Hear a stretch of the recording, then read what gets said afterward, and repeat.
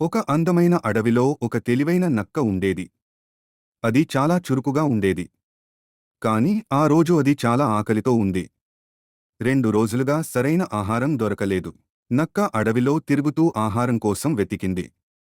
కాని ఎక్కడ చూసినా ఖాళీగా కనిపించింది. అది చాలా అలసిపోయింది. అప్పుడు ఒక్కసారిగా ఒక పెద్ద సింహం అక్కడికి వచ్చింది. సింహం గర్జిస్తూ నక్క వైపు నడిచింది. ఇప్పుడు నువ్వే నా ఆహారం అని సింహం అరిచింది. నక్క చాలా భయపడింది. కాని అది తన తెలివిని ఉపయోగించుకుంది. అయ్యో మహారాజా! ఈ అడవికి ఇంకో సింహం రాజు అయిపోయింది. నేను మీ దగ్గరికి అదే చెప్పడానికి వస్తున్నాను అని చెప్పింది.